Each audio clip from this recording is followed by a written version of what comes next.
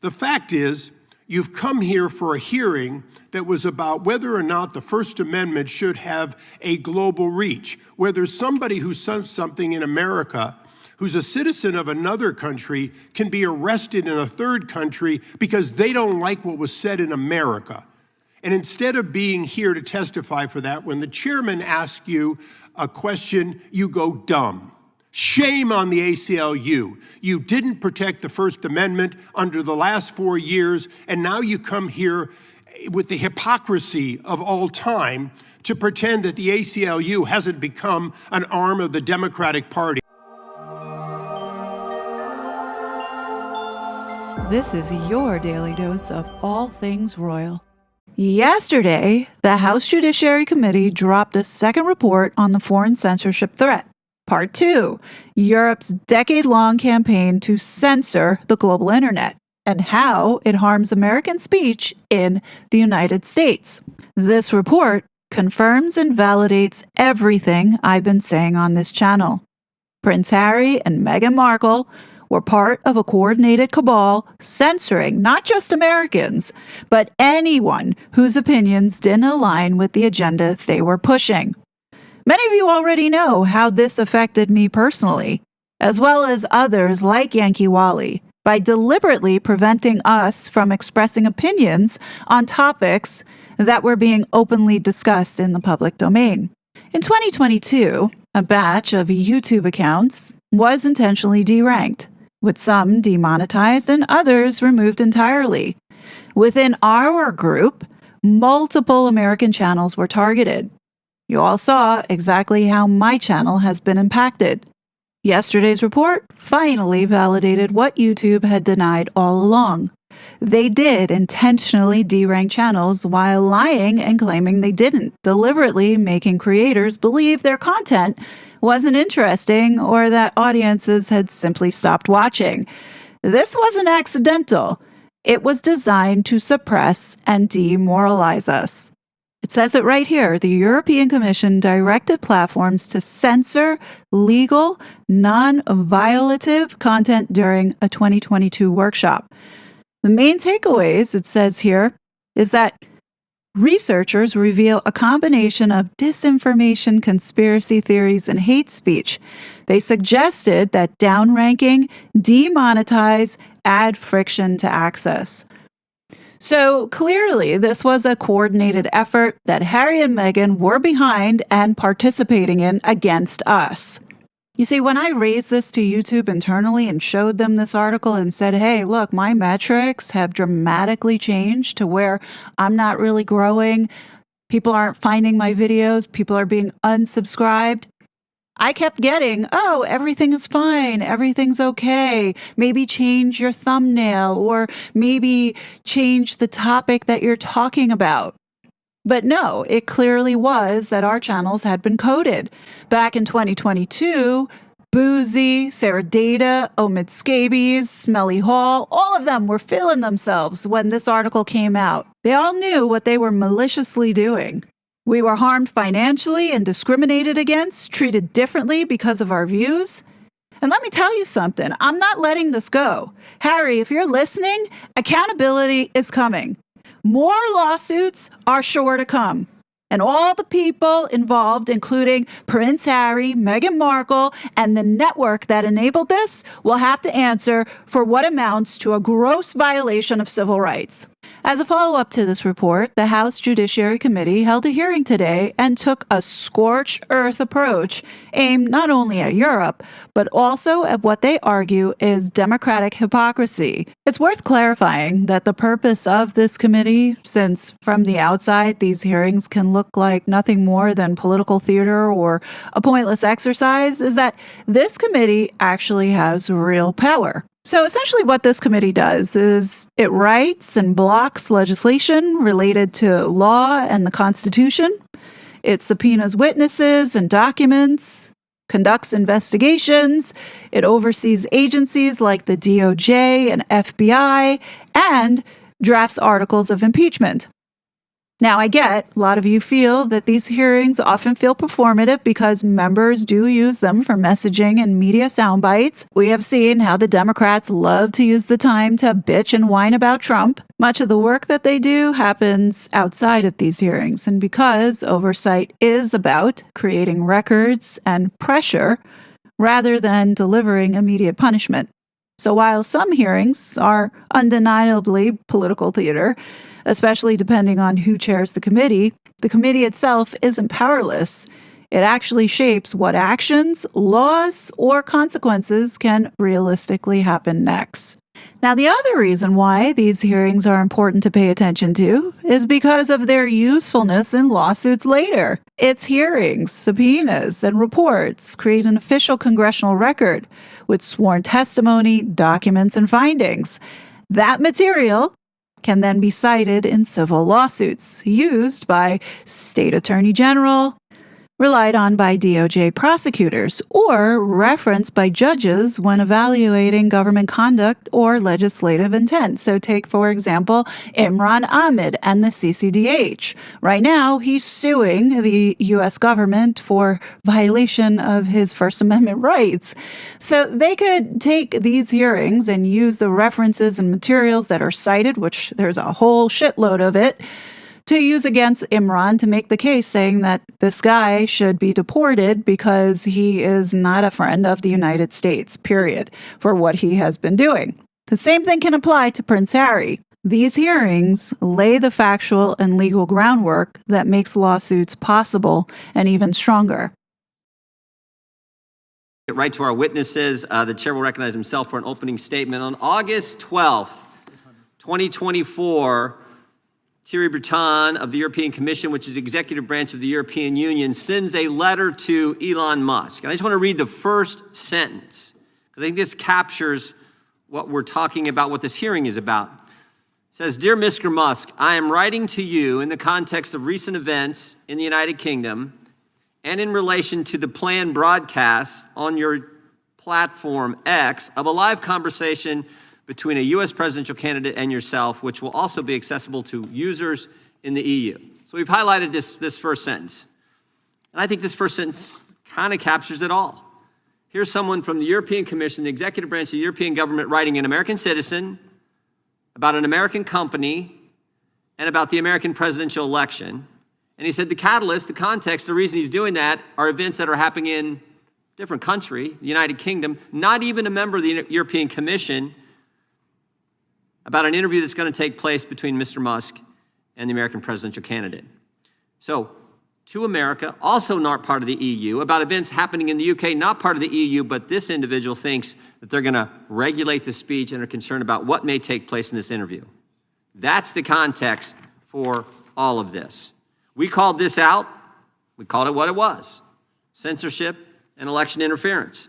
The European Commission said, don't worry, Mr. Breton acted alone. Really? We didn't think Mr. Breton acted alone at all. He was just foolish enough to say the quiet part out loud. A year ago, this committee started issuing subpoenas to tech companies, big and small. We asked them to give us your communications with foreign officials regarding censorship. The production started rolling in.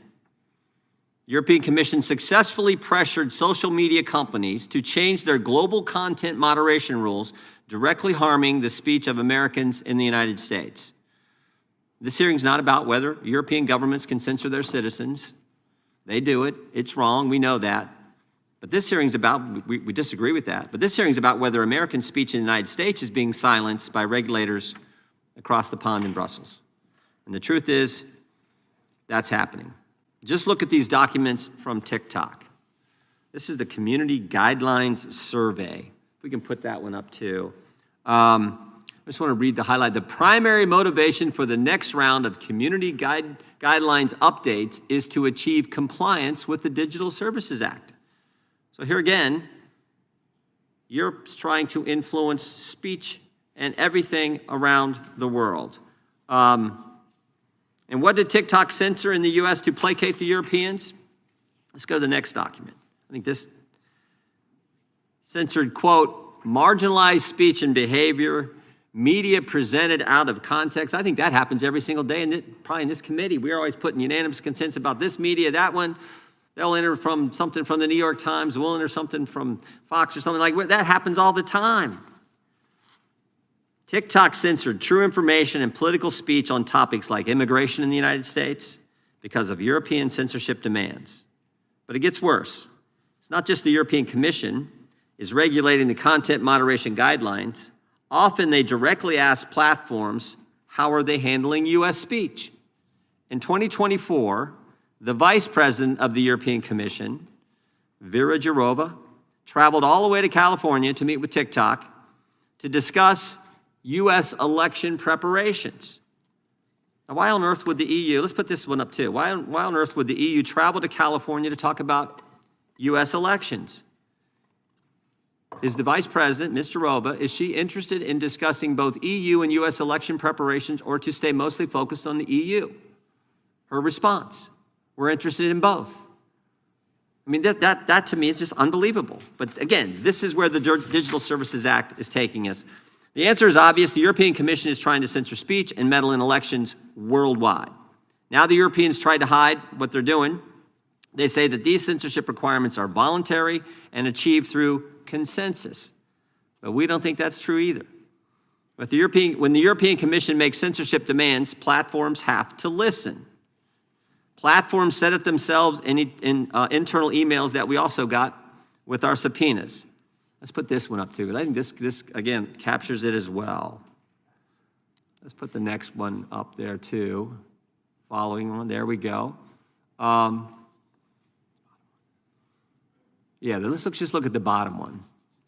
The European Commission is opening the Gen AI subgroup under the Code of Practice. I assume we want to join, and of course, then comes the truth. We don't really have a choice.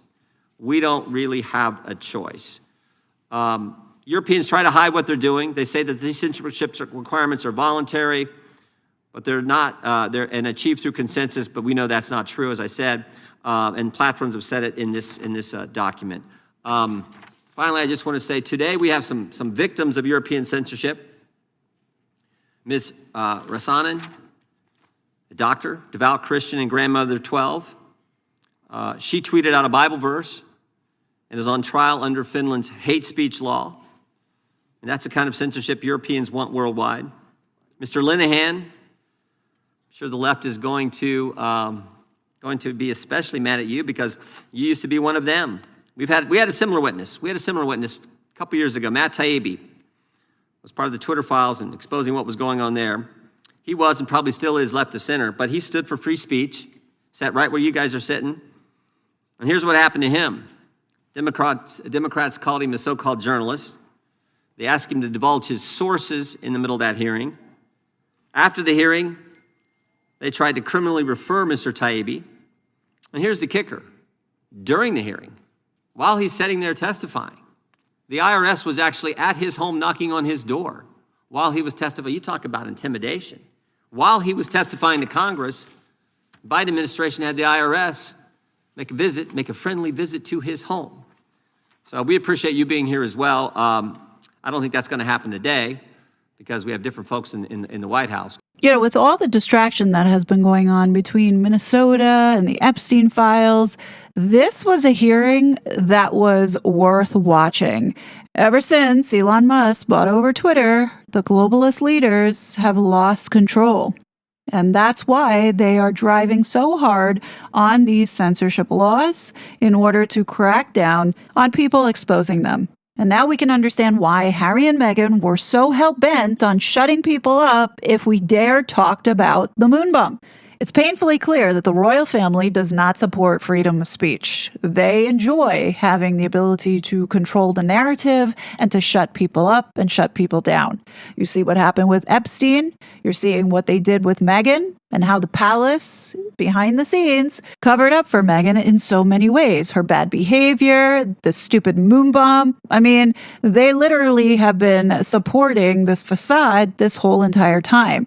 They're probably saying, why are they doing it? Well, it's the people who have the most to hide who want the censorship. These are people who pretend that they want to do good for the world when they are the most evil bastards that are out there. We're seeing this now unfold with these Epstein files and how sick and demonic a lot of them are. Recognize that it's the Satanists who want this trans ideology forced down people's throats and to mutilate children.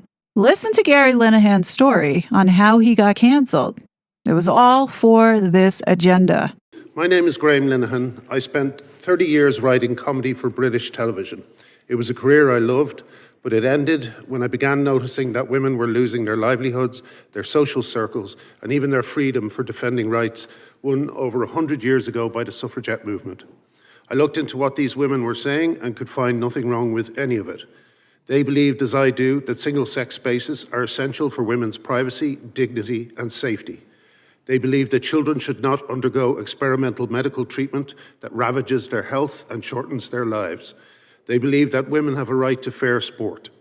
These were not extreme positions, but for holding them, I became the target of a series of harassment campaigns that cost me my career, my marriage, and eventually drove me from my homeland. For a decade, the British police have harassed me for expressing views that the majority of the public share. In 10 years, not one person, not the police who arrested me, not the colleagues who condemned me, not the friends who turned away, has told any of us what we did wrong.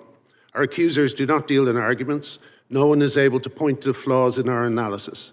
We have simply been punished for objecting to fashionable yet incoherent orthodoxies.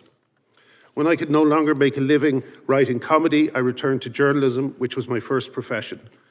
On my Substack, I interviewed cancelled women on my YouTube channel covering stories the BBC refused to touch. On my Substack, my colleague published a weekly roundup of outrages. We called it the War on Women. We were never at a loss for stories. This committee is here to discuss threats to free speech in Europe, but I briefly want to touch on the forms of quiet censorship that don't require state suppression. For the state has learned to let others do its work. When employers fire workers for protected speech, when banks close accounts, when publishers drop authors, when platforms suspend users, the government's hands stay clean. The censorship happens. The state didn't do it. In Britain, we have discovered that you can have formal free speech and no free speech at all. I want everyone to understand that gender ideology and free speech cannot coexist. You can hear the lie in the very language. Trans woman meaning man, trans man meaning woman, trans healthcare meaning the opposite of healthcare, trans rights meaning men's demands. An ideology that tells lesbians they are bigoted for not accepting male partners is not progressive, it is homophobic. And I will bring this home to Washington for a second. Right now, a man named Hobby Bingham, who calls himself Princess Zoe Andromeda Love, is a registered sex offender in this country. He raped a 12-year-old girl. He was transferred to the Washington Correction Center for Women, where he raped a developmentally disabled female inmate. This is not happening in Britain. This is happening here. These are the policies we are being asked to accept. And just as in the United Kingdom, those who refuse pay with their livelihoods, their reputations, their peace of mind. Finally, I'm asking the committee to do three things. First, use every diplomatic lever you have to pressure the British government to implement its own Supreme Court ruling. Women just won a landmark case confirming that sex means biological sex. The guidance to enforce it has been written, and the Minister for Women and Equalities has blocked it for months, calling it trans-exclusive. If the British government can ignore its own Supreme Court to appease gender activists, so can yours. Please make it clear that America is watching. Second, put pressure on the Irish government to reopen a conversation it never had. In 2015, while Irish people were celebrating their vote for marriage equality, the Gender Recognition Act was quietly passed. No public consultation, no referendum, no women's rights organisations consulted. The public did not know what they were signing up for. They do now. The consequences are visible across Irish life. Men in women's prisons, men in women's sport, children taught lies in their schools. Ireland is my country of birth. Its women and girls deserve the debate that they were denied. Third, recognise that free speech is not preserved simply by declining to arrest people, People from all walks of life are being silenced by the institutions that license and employ them. We need new whistleblower protections for the digital age. If government will not defend dissenters from institutional retaliation and mob rule, then what is the First Amendment for? That's not an abstract question. The women who lost their careers, the children who lost their health, the athletes who lost fair competition, they did not have a voice in the decisions that failed them. I am asking you to give them one. Thank you. So even though this hearing was about the European regulations that have been put into place, the Democrats bring in this clown from the ACLU in Minnesota. Now, of course, the Democrats bringing in this guy was for pure selective outrage. Suddenly the Democrats have discovered the First Amendment and are gravely concerned that free speech now is under attack. Apparently, when the Biden administration was openly colluding with big tech to pressure platforms into silencing Americans online, that didn't quite rise to the level of a constitutional emergency. No. Back then, censorship was just content moderation, keeping people safe. Government pressure was public-private cooperation, and anyone deplatformed was told to stop whining. But now, oh no, watching Europe do it aloud, the same people who cheered, justified, and enabled the silencing of dissent at home want standing ovations for defending free speech and don't want to address the threat Europe has imposed on our rights. This guy, who represents the ACLU, who is supposed to be a champion for free speech for everybody, not just the left, gets torched in this hearing. Someone yields back. Mr. Mayall, did the Biden administration censor people? I'm sorry. Thank you for your question. I'm here to talk about what's happening. A simple question. Did they do it? Did the previous administration censor American speech? You're from the ACLU. You should care about that, too. We do care about free speech, but what I'm talking about here today is the most significant threat to free speech. I got that. You've said that every time the Democrats ask you a question. I want to know, did the previous administration censor American speech?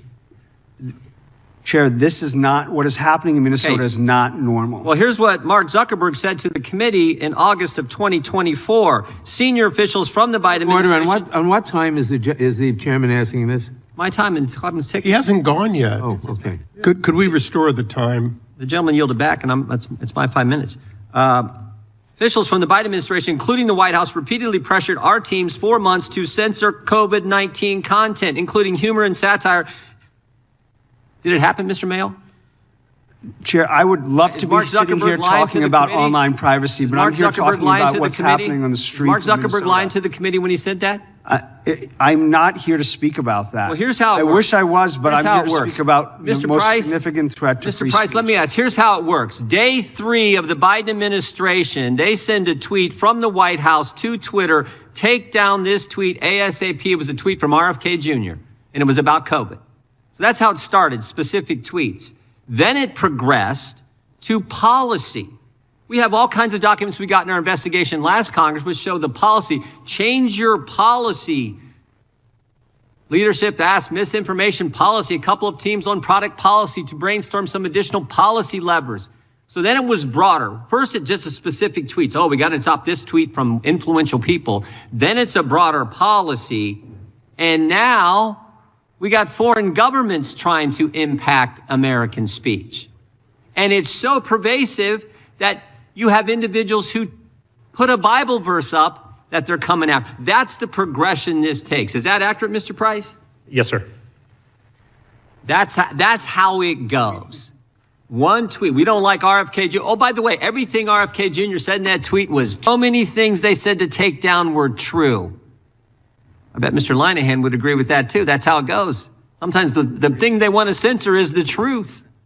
That's how this works. This is, oh, by the way, Mr. Linehan, when they arrest you, were there cameras there? I'm just curious. How about you, doctor? When you were charged, how was that? How did that happen? Oh, let me go back for a second. I was curious about this, too, Mr. Linehan. When you were apprehended at Heathrow Airport, what did the police officers say? What did they say to you? Did they say, Were they coming in aggressive? Or did they say, hey, man, we're sorry. This is ridiculous. We got to do our, How did that go down? I got that impression that they felt a bit embarrassed about it, yeah. I mean, I think basically the UK police are now in this situation where they are trying to contain every problem that Keir Starmer doesn't want to talk about. And that's all they do. Yeah. We can't get burglaries investigated and rapists put in prison, but we can get the police. They can arrest a comedian who tweeted something in the United States who's not even a UK citizen. They can do that. Yeah. And the police just like, oh, dude, sorry about this. We gotta do it. Yeah. Right? It's an I guess it was the same with you, doctor. Is that right? I mean, did they say, maybe I'm wrong, but that'd be my guess. Yes, my process started over 6 years ago, and there was a pride parade in Finland, and my church, the leadership of the church, decided to support that parade, also financially. Yeah. And it was a shock to me, and I was afraid that this would undermine people's trust on Bible.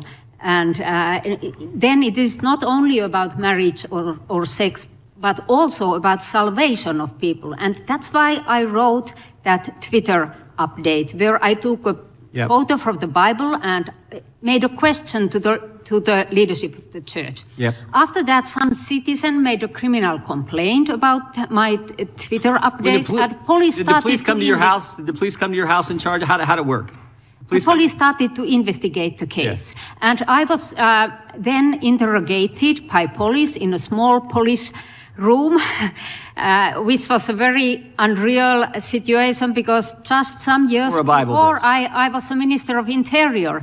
And then I was sitting there, the Bible was on the table, and the police was asking me very theological questions. If I could, I just about out of time, Doctor, but I just want to say this. Thank you for that. Yeah. That's where it progresses to. Specific tweets, broad policy, foreign governments getting involved in American speech, and so focused on it that they're willing to come after a member of parliament who simply posted a Bible verse. And they know it's wrong, as evidenced by the police have said, like, dude, we're sorry, we gotta do. They know it's wrong. And we can't even get the guy from the ACLU to admit that the previous administration censored speech. That's the state of affairs. That is the state of affairs. The fact that the guy from the ACLU can't even say, oh, yeah, they did it. Mark Zuckerberg said it. We got all kinds of evidence of it. And it's so pervasive. They're even going after people, nice people like the doctor who simply put a Bible verse online. Mr. Chairman, I yield back. could I introduce for unanimous consent the Supreme Court's decision, Justice Barrett's opinion? Sounds like you're doing that right now. If that's all right. It's Murthy versus Missouri, rebutting everything that you just said about what happened in the last administration. Without objection. Chair now recognizes the gentleman from Georgia for 5 minutes. Thank you, Mr. Chairman. Mr. Price, you would agree that a free press is a hallmark of freedom of speech, would you not? Yes. And you would have a problem if reporters and reporting organizations were barred from government offices and officials if they did not agree beforehand that they would allow those officials to approve their publications or their stories. You would agree that that would be against principles of free speech, correct? In responding to the, I believe, theoretical question, I would... Well, it's actually not even a theoretical question. It happened about a year ago, just days into this new administration. The Department of Defense kicked out news organizations that refused to agree to allow their stories to be pre-approved in order to have access to the government offices and those officials. I mean, that actually happened. And this committee has had no hearings on that, but yet it would call you over here, and you agree with me that that is an impediment towards free speech when the press does not have access to government officials. And you would agree with that, correct? If yes or no? Well, I think it's a little bit more complicated than that. Okay, well, no, it's not complicated at all. What do you think about that, Mr. Mayel? You would agree that government officials should be subject to the media, correct? Yes, I mean, I believe in a free press as protected by the First Amendment. Yeah, and this committee also has not had any hearings about this administration issuing a search warrant to obtain the communications devices and computers and records of a Washington Post reporter. That was something that was egregious, but this committee is silent about it. Calls you all from overseas to talk about First Amendment issues here in America, but yet is failing to look at what this current regime is doing to stifle free speech when it comes to freedom of the press, which, Mr. Price, you agree is a hallmark of freedom of speech. I mean, why is it that this committee is wasting time because of a $125 million assessment against Elon Musk by Great Britain for violating its rules? I mean, this man is worth $700 billion, and you all over here talking about $150 million, and this committee is wasting its time trying to protect Elon Musk from $125 million when we have our First Amendment that is under attack in this country. We've said nothing about it. News organizations being sued by the billionaire Donald Trump for saying something that he disagrees with. That's when your top government official is suing news organizations. Doesn't that create an impediment to the exercise of the First Amendment, Mr. Price? Yes or no? Sir, you're very blessed you have a First Amendment. We wish we had that on our side of the Atlantic. Well, shouldn't we be talking about those issues here in this committee rather than importing you all over from Great Britain to talk about what's going on in your country when we who set the standard for the First Amendment are sitting idly by while it's burned and crushed and shattered? Isn't that ironic? Don't you find some irony in that? I think it's all the things you described are ultimately under the right to appeal to court. Just this past weekend, 2 members of the press arrested. Don't you find that troubling, Mr. Price? In America, don't you see that our First Amendment is under attack? Our freedom of speech is under attack in this country? And you have a court system, hopefully, that will vindicate it. We don't have that, unfortunately. Well, the court system, we have a Supreme Court that is owned lock, stock, and barrel by the billionaire president. That poses some very difficult problems for American democracy moving forward. At this 250-year mark of the Declaration of Independence from the monarchy, which I'm sure that you can appreciate. As an Irishman, I certainly do. Yes, sir. Thank you. Gentleman from California is recognized. Thank you. I'm sure Mr. Raskin will cut me off exactly at 0, unlike his own people that go well beyond that. Mr. Merrill, would you agree that one of the tenets of the First Amendment, the most important part in the ACLU in its history, is the ability to seek the enforcement of it in court? Without the support of the court, the First Amendment is moot as far as its enforcement. Is that correct?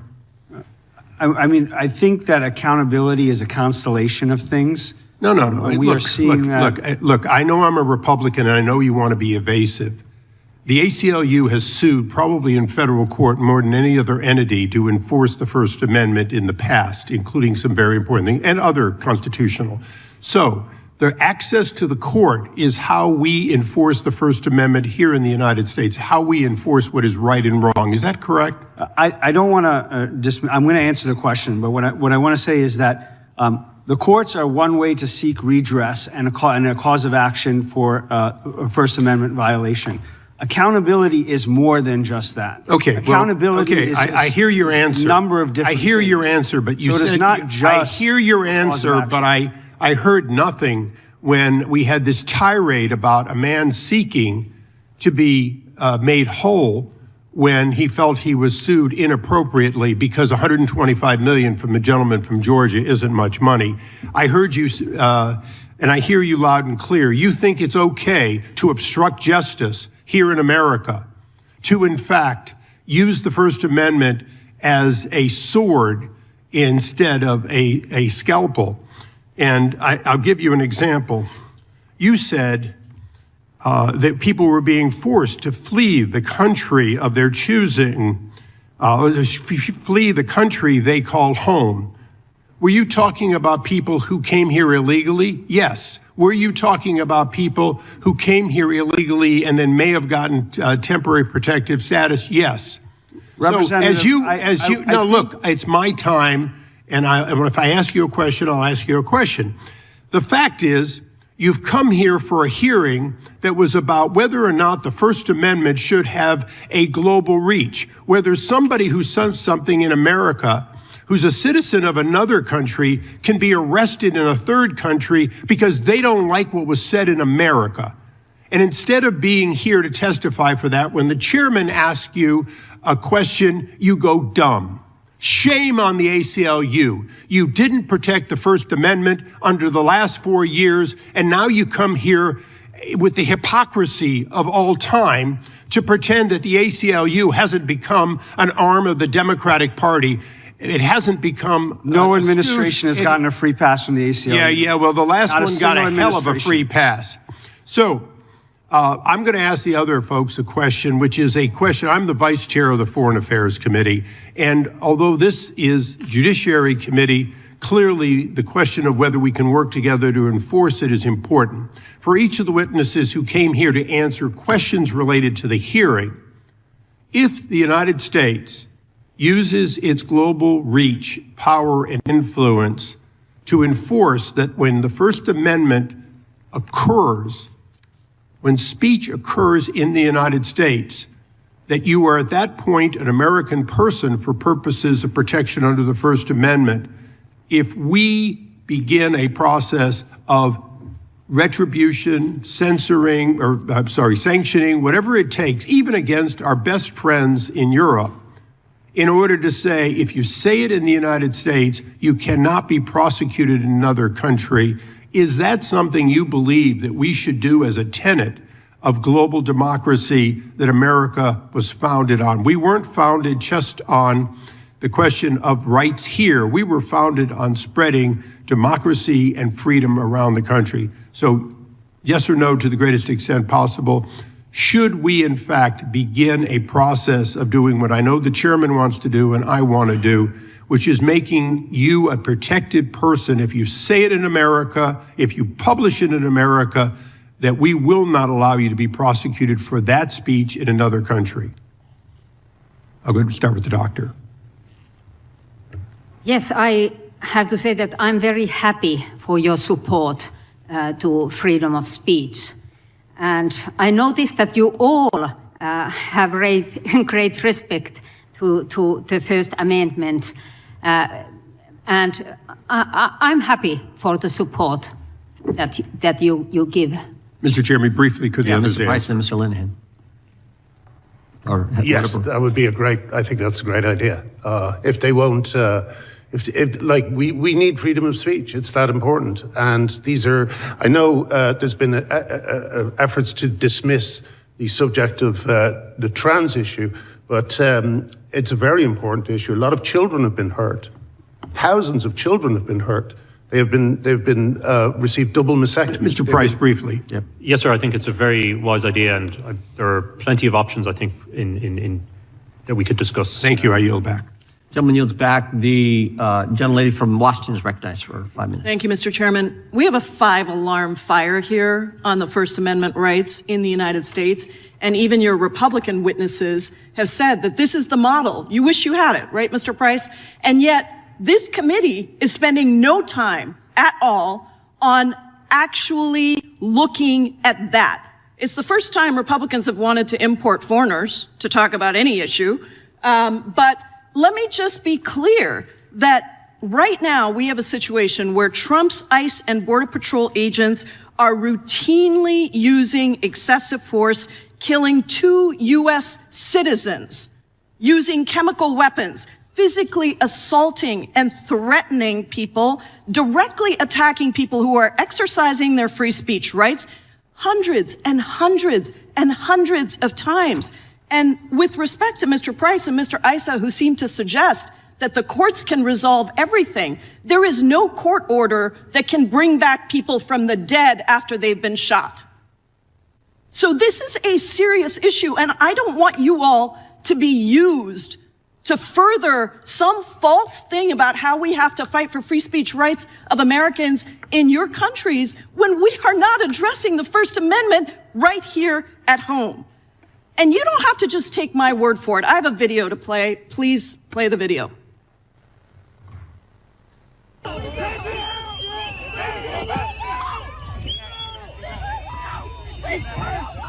I can get up my police before I'm disabled trying to go to a doctor up there. Get away. Hey! Stop kneeing him in the face! That's his face! Stop it!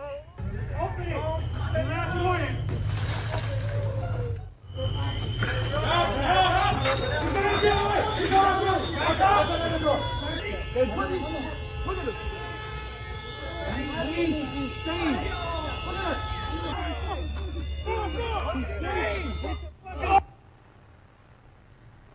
Those are just a small fraction of what is happening in the United States of America. So be very careful when you come here at the request of my Republican colleagues to testify on the abuses of First Amendment rights. When we have this happening right here in this country, do not let yourselves be used.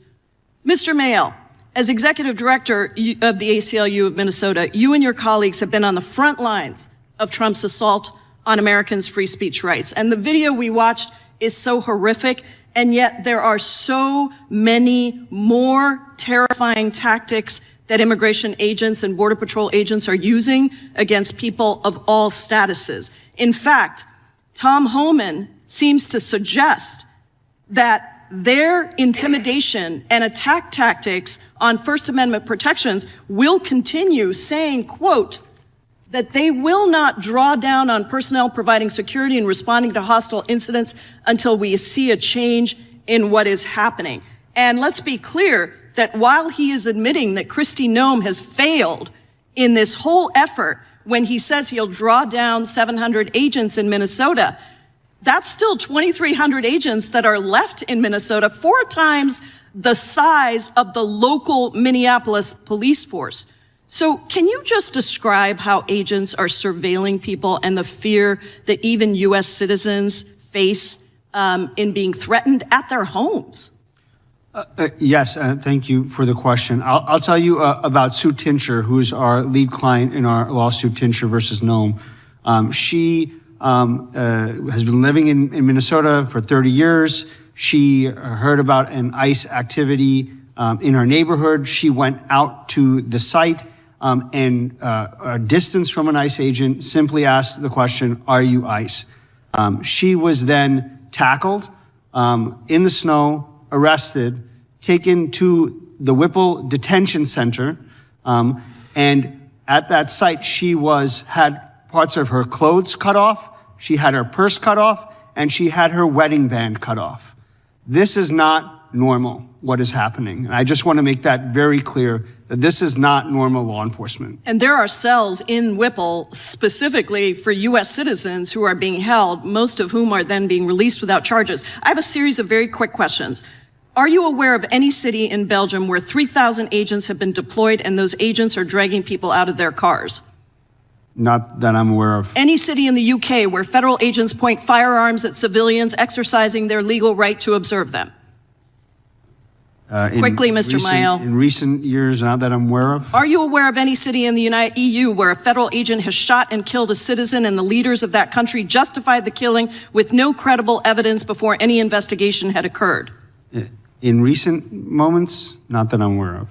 Thank you, Mr. Mayel. I think the situation is clear. This committee should focus on our First Amendment violations right here at home instead of pulling people in from other countries. That's where we have to protect our democracy and our rights, right here at home. I yield back. Gentleman yields back. Gentleman from Texas is recognized. I thank the chairman. Mr. Mayel, let me ask you a question. Kenneth Moreno Guzman, a criminal illegal alien from Mexico, forcibly broke into the back door of a family's home on January 12, 2025, a year ago, and proceeded to rape an 11-year-old girl and held her 10-year-old sister at knife point, was sought after to be removed by ICE. Should ICE remove that individual from the United States? I mean, first off, I want to say that's tragic. It's horrific. Yes or no? Should ICE carry out its function to remove that individual from the United States and get him to law enforcement for prosecution? Every victim deserves justice. Hector Balderas Healer, a criminal alien from Mexico, was arrested for a felony hit and run that killed an 11-year-old boy on Thanksgiving morning. ICE worked to get this person in custody. Should ICE do that? What I'm talking about is not normal law enforcement. Should I want to be really clear about that. Yes or no? Should ICE remove these individuals who are a danger to the American people? Yes or no? I'm here to speak yes about or no? Should ICE carry out its function in law enforcement to remove these people who are killing Americans? Yes or no?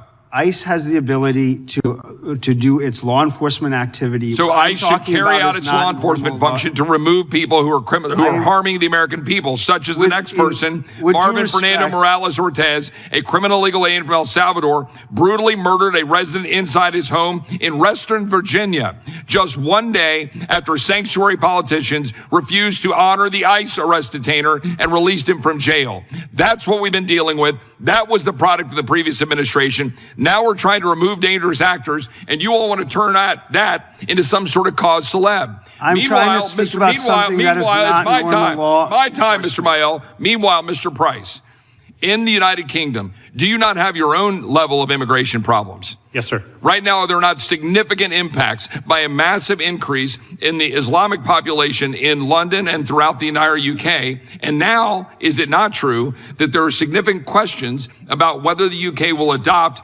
anti-Muslim hate speech provisions? For example, a draft definition that says anti-Muslim hostility is engaging in or encouraging criminal acts, including acts of violence, vandalism. But here's the key part. That is harassment, intimidation, which is directed at Muslims or those perceived to be Muslim because of their religion, ethnicity. Also, the prejudicial stereotyping and racialization of Muslims. Is that kind of language not also going to interfere with free speech? Very serious. We have a client who was arrested for preaching the gospel. And on the arrest, one of the arresting officers said you shouldn't be saying those kind of things during Ramadan. So there is a direct connection to dealing with immigration policy and what we're dealing with from a First Amendment standpoint. Now, I want to direct some questions to Dr. Rosner. First of all, thank you. Thank you for standing up. Thank you for standing up in the face of the tyrannical interference with your ability to carry out your faith and speak freely about it. As you know, a number of us have been watching this very closely, and we are proud of what you've been doing to send a message around the globe. Let me ask you just a couple of quick questions. Is it correct that the alleged crimes against you, that were charged against you, consisted solely of, as you described before, a Bible verse posted on social media, comments during a radio debate, and a religious pamphlet published years earlier? No, I don't think that it is right, because I have not insulted anyone. My speech has been peaceful. And at no point did you call for violence, coercion, or unlawful conduct? No. I have told all the time that all people are equal, and we all are sinners, and we all are in need of grace. So I do not insult any minority. Is it true that prosecutors reportedly compared portions of the Bible to extremist literature when they were going after you? Yes, the prosecutor filed up charges because of my Twitter update, where the main focus was on the Bible verses. And is the prosecution reportedly offered you a deal to recant your statements in exchange for avoiding prosecution. Is that accurate? Already in the police investigation, the police gave me 2 weeks' time to take away my writings, and I said that I will stand up before these teachings. And my final point is the trial court unanimously acquitted you, correct? Pardon? The trial court unanimously acquitted you, correct? Yes. And the acquittal was later affirmed by an appellate court. But despite that, prosecutors appealed again to the Supreme Court in your country, keeping you under legal threat for years, even now. Is that correct? For simply speaking about your faith, putting it in a pamphlet years before, that's what is occurring. Is that correct? Yes. Well, we thank you for that. I would like to insert into the record, Mr. Chairman, a letter that I signed and sent to MP Rosnan and some others dated May 21st, 2024 on this point. Objection. I wrote an op-ed called The War on Religious Freedom. We must stand up for Finnish Christians facing trial for their faith, in which we described this, that I jointly authored with Tony Perkins.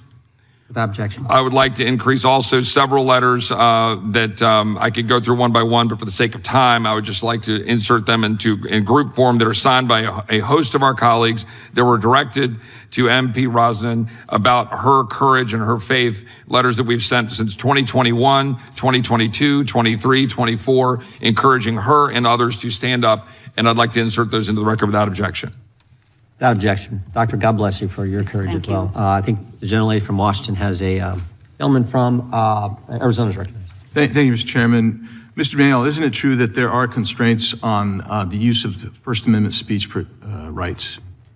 Yeah, I mean, so yes, the First Amendment. There's constraints on it, right? And it's permissible for individuals to protest in America, right? There are rights to protest in the United States. And people can even, courts have found, I mean, these are yes or no. You don't need to. Sure. If you filibuster, which sometimes people like to do, we'll never get through this. But I'm going to make sure we get through it no matter how much over time I go, just like the Democrats are. People can even video police actions in public spaces, right? Courts have held that. Yes. Multiple courts, right? Yes. But there is a caveat to that right, isn't there? There's a list of constraints even there, right? So, for instance, you cannot videotape police activity if there's a reasonable expectation of privacy by anyone there, right? That's what the courts say.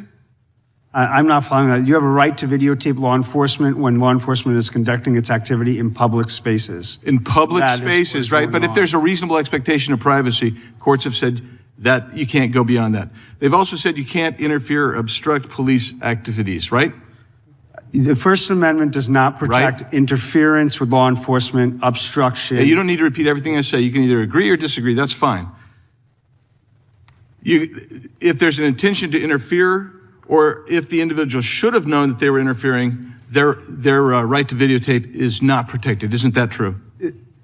The issue that is happening is when there is unlawful speech, when it's not protected, it does not give law enforcement the right to wildly pepper spray. It does not give them the right to deploy tear gas. Okay, so you want to pontificate. We realize that you were brought here to pontificate the Democrats' deal. I was brought here to tell you what's happening on the ground in Minnesota, and it is happening, and it is being recognized by Republicans and Democrats. The time belongs to the gentleman. The time belongs to the gentleman from Arizona. Yeah, I'm asking you questions. You answer them. You can agree or disagree, but these are very simple. I think you'll get them even, because they're yes or no questions. The individual cannot videotape if they're not if it actually hinders public safety. Isn't that true? You're not allowed to interfere with law enforcement. You can't. You're talking about hypothetical scenarios. If you are impeding public safety, courts have held you can't get there. Apparently, I can't ask you questions because you're not going to answer truthfully. Here we go. Here's the deal. I have answered that. Here's the deal. You cannot impede law enforcement. It's my turn. I'd like to reclaim it. Here's the deal. If you are impeding public safety, the courts have said you cannot continue to videotape. The courts have said the police can set distance parameters that the public must stand back from to preserve public safety or to prevent damage to a crime scene. You would agree with that much at least, right? Yes, there are limits Yes. to protected speech. You can't enter private property. You can only do it on public property, correct? There are limits to protected speech. You're giving hypotheticals that are really broad. These are court cases. You can't trespass either, right? You cannot violate someone's privacy rights. That is all true. That's true. Let's watch a video real quick here of what's going on in Minnesota. This is not peaceful protest.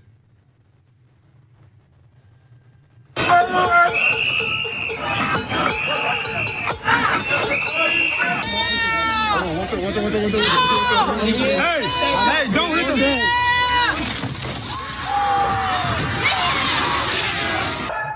All right. What you have there in that first scene is not peaceful protest. That is not protected speech. And if you look at the statute, and I assume that you have, Mr. Mayo, if you look at the statutes here, and the courts have upheld it, something called administrative warrants, where you have a reasonable suspicion to believe somebody's in this country illegally, you are allowed to make the stop, you're allowed to make the arrest, you're allowed to pursue them that way. Reasonable suspicion is the standard under INA Section 236. So, when I look at this and I listen to you, and I'm looking at, and I'm sorry you folks have come here, you've seen the real attack is coming from the left on speech rights in this country. And here's the beautiful part about it. Because they have conviction and they have so much passion, they think they're correct. They think that's true. But so much of what we've heard today is inaccurate, false, and wrong. And here's the bottom line. Conviction and passion does not make you correct. Sometimes it just makes you crazy. Yield back. Gentleman from Texas recognized. Thank you, Mr. Chairman. We've had a lot of discussion here today about DSA, DMA, and their effect on American free speech. And while these are very important issues, I also want to emphasize the danger of other EU overreaches that directly affect my constituents in the great state of Texas. The Corporate Sustainability Reporting Directive and the Corporate Sustainability Due Diligence Directive. The CSRD and the CS3D are nothing short of a full-blown assault on American sovereignty and energy independence. These extraterritorial ESG mandates force Texas oil and gas companies to comply with burdensome reporting and due diligence rules tied to the environmental treaties we never, ever ratified. With over 4,000 U.S. companies affected, including thousands in our energy sector, these laws impose massive compliance costs, deter investments in LNG exports, where America leads the world, and threatens thousands of high-paying Texas jobs in drilling, refinery, and clean energy projects. CS3D could cost the Texas economy over $68 billion in one-time compliance costs and over $1 trillion in potential lost revenue. In my state's manufacturing sector alone, one-time compliance costs are forecast at $26 billion, along with ongoing annual compliance costs. CS3D could cost over 63,000 Texas jobs, which is the equivalent of raising my state's unemployment by 0.4%. Payroll losses could exceed $6 billion, and over 490,000 Texas small businesses will be most affected since they lack the resources to comply. Exxon's CEO rightly called the CS3D the worst legislation he has ever seen. And the ironic thing is, Europe is actually shooting itself in the foot by driving away innovation, accelerating deindustrialization, and chasing off key energy suppliers. I'm glad President Trump is taking strong action by flagging these rules as threats to our trading relationship, securing commitments to limit their undue burdens on American companies, and standing ready with tariffs and every tool necessary to defend our innovators from foreign overreach. Mr. Chairman, I have a UC request. Objection. I'd like to enter it into the record a January 2026 report by Hudson Institute Senior Fellow Harold Fergoth Roth, quantifying costs of the EU's CS3D on U.S. industry. Okay. Objection. Legislative responses. We have a great member. You heard from him earlier, Rep. Fitzgerald out of Wisconsin, H.R. 4279. his legislation, Protect U.S. Companies from Foreign Regulatory Taxation Act, would prevent U.S. courts from recognizing foreign judgments under rules like the CSRD and CS3D.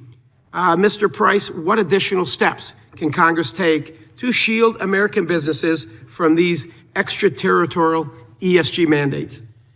Well, sir, the aggregation of more and more of these regulations in, as you say correctly, extractive industries, but also in the tech space, is part of a concerted effort by the European Union to make the world in its image, the so-called Brussels effect. You're correct that passing legislation here that would restrict the ability to enforce these decisions is a very wise step. I think ultimately, though, what will have to happen is using diplomatic pressure and indeed, as this administration has done, start to name names about the people who are forcing these things on US companies. The cumulative effect of this is extraordinary. As I was saying, it's not just simply the Digital Services Act, but all of these regulations, and then expanding even further into the mandates you're describing, are trying to effectively create a trade barrier, regulatory-wise, against the United States. It's not explicitly a tariff barrier, but has the same effect. Thank you, Mr. Price, for being here. I yield the balance. I appreciate it. Mr. Price, is government the biggest purveyor of misinformation? I certainly think, sir, we have seen during the last number of years, and particularly in COVID, that to be very much the case, and the European Union as well. Do you agree, Mr. Linehan? Yeah, I think often by... Sorry. Yes, often by means of omission. Yeah. It's the things they don't talk about. Just as today, people haven't been talking about the Minnesota fraud that kicked this whole thing off. And the journalist on X who exposed it, Nick Shirley, you know, it's what they don't say that's often where they're dishonest. Our government actually tried to set up, did set up a disinformation governance board. Bunch of bureaucrats going to tell you what you can say, what you can tweet, what you can post, what you can read. Frightening. And that's the same, that dynamic is what we're concerned about. I bet even the guy from Minnesota ACLU, Mr. Mayall, would probably say that that's not a good idea to have a board tell you what you can say, some bureaucratic board tell you what's true and what isn't true. And typically, well, I'm over time, so we'll get back to that. We'll go to the gentlelady from Vermont is recognized. Thank you, Mr. Chair, and I thank the witnesses for being here. I wanted to just start by sort of level setting here. Where are we at right now in this country? It's not good. It's not good, and I can talk to the European guests here. My dad was born in Europe, came here after losing his father in the Holocaust, built a new life here, understands in the most deep way the importance of protecting our civil rights and civil liberties. And at a very young age, I was taught rights do not erode overnight. It happens little by little while you're not even sure that it's happening. Norms are upended, groups are scapegoated. And when I look, and I've spent time both in Minneapolis, St. Paul, and I've spent time in Chicago, and what we are seeing on the ground is absolutely terrifying. You have members of the clergy being pepperballed in the head while they are peacefully praying and protesting in front of immigration facilities. You have members of the press being arrested, other members of the press being roughed up even after they are identifying themselves as members of the press. You have election offices being raided. You have Americans' First Amendment, Second Amendment, and Fourth Amendment rights being eroded. You have citizens being arrested. And even before the murders of Renee Good and Alex Preddy, we had documented over 170 American citizens who had been arrested and detained by ICE and Border Patrol, and it's gotten worse since then. And when we talk about Chongli Scott Tao, who was arrested, Patty O'Keefe, Aaliyah Rahman, Sue Tincher, and we can go on and on. So we take this very seriously. And I understand that you care deeply about First Amendment rights, but the battle that we have right now, with all due respect, is not about what's happening in Europe. It's what's happening right here in our cities. And I'm just so shocked that in the last few days, too, we have a president now saying that we should nationalize our election in clear violation of our Constitution, and not hearing anything from members in this committee about that. It's shocking. Now, as I said, I've been to both Minneapolis and I've been to Chicago, and I've seen the violations of our civil Constitution and honestly, our humanitarian rights. And Mr. Mayel, I know I was able to meet with you there, and I just want to go through this again to reestablish what it is that Americans are allowed to do. Does the First Amendment give people a right to film federal immigration agents on our streets? Yes, it does. And does the First Amendment give people a right to tell their neighbors and others around them that ICE raids are happening? You are allowed to alert other people and notify people of law enforcement activity, and particularly aggressive law enforcement activity. Does the First Amendment still apply to apps or social media posts? The First Amendment applies to everyone, however they choose to speak. Because that's what we're here to talk about, right? So as my Republican colleagues have made clear today, they care deeply about First Amendment rights as it relates to online content. And big tech is actually at the center of this issue. The Trump administration has a two-part strategy right now, and both parts require big tech support. Number one, the first part is to censor what's online, force the companies to pull down the content showing what's really happening on American streets. And then part two is to craft a message that will recruit more agents, regardless of qualifications, who are willing to carry out atrocities on Americans. We know that Apple has removed apps dedicated to tracking ICE raids, apparently under government pressure. Meta has blocked apps seeking to identify government agents. These companies are folding under the pressure from this administration. The press has reported that both Google and Meta have taken millions of dollars from DHS to display content with clear connections to white nationalism. Since last summer, DHS has reportedly spent $500,000 on recruitment advertisements. Many of these have clear connections to white nationalist ideology, including phrases like, "We will have our home again." This is happening at the same time that DHS has lowered hiring standards. I have a letter, along with my colleague on this committee, Representative Jayapal, that we sent to Meta and Google demanding answers regarding the work with the Department of Homeland Security in recruiting immigration agents for Trump's assault on American cities. We're demanding that these companies provide us with answers to why they are choosing to platform this hatred, this scapegoating, and are complicit in what I believe is President Trump's authoritarian work. So the dangers are right here at home, and that's why we're speaking up in this committee. And I yield back. Gentleman yields back. I should have mentioned this earlier, and I apologize if any of you need a restroom break. Just let us know, or let some of your team behind us let us know. We will do that. We're going to go to the gentleman from North Carolina, Mr. Harris. Thank you, Mr. Chairman, and I thank you to all of you on the panel for being here to share today. We've heard a lot in your testimony, and Dr. Rasna, I want to come to you. What Bible verse did you post that caused you to be criminally prosecuted? Thank you. It was from the book of Romans, 1st chapter, and verses 24 to 27. Okay. And could you help me know why you chose that particular passage to post? The Apostle Paul teaches in these verses about the marriage and about the same-sex relationships, and he defines them as sinful and shameful. And what message were you trying to convey in that?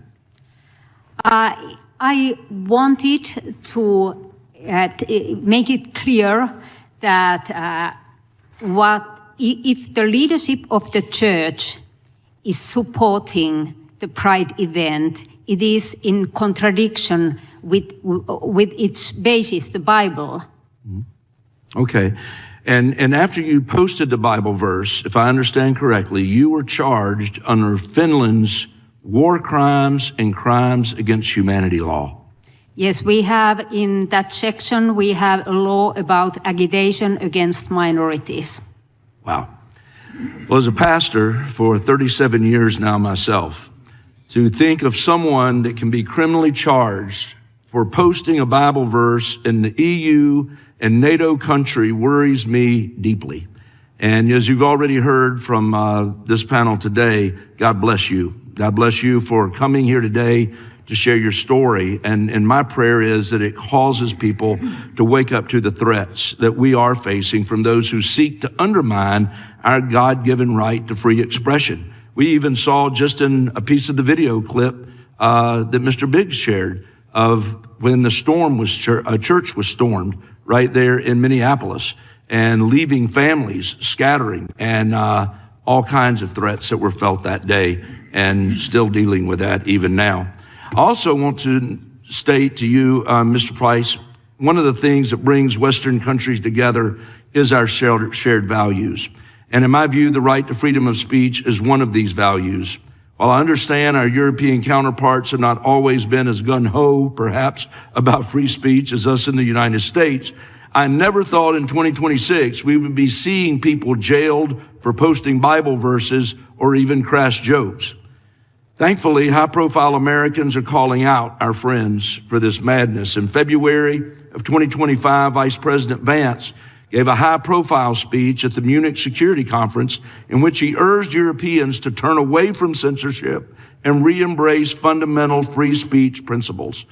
What effect, Mr. Price, do you think that Vice President's words had, and what signal did they send to Europe? I think they were very impactful because the administration was shining a light on the nature of the problem. This is going to get worse. We have people being arrested for praying silently in the UK. We have people being prosecuted for posting Bible verses, for making jokes. The European Union is attempting now to export that through the Digital Services Act and force it on Americans, these European laws. And they're not going to back down easily because, as you can see with the approach they've taken to X, when a company commits itself to free speech, they have to stop that because of, as I say, I think they see it as an existential threat. And I'm ashamed to say, as an Irishman, my own country is playing a central role in this because most of these large US platforms are headquartered in Dublin. And it's the Irish regulator that's cooperating closely with the European Commission in enforcing this. And as I said on the last occasion, I really hope that the United States, using its diplomatic channels, brings this home to the Irish government, that forcing American companies to police American speech and generally to police anyone's speech is wrong, and that if they escalate in this direction, it's going to cause significant additional problems. Well, and I applaud our Vice President for his speech, and I hope we can continue to remind our friends and allies of the value of free speech and expression. Unfortunately, we've heard in today's hearing, we have a long way to go. And Mr. Chairman, I yield back to you, the balance of my time. I thank the gentleman. We will Mr. Chair, I bet you back.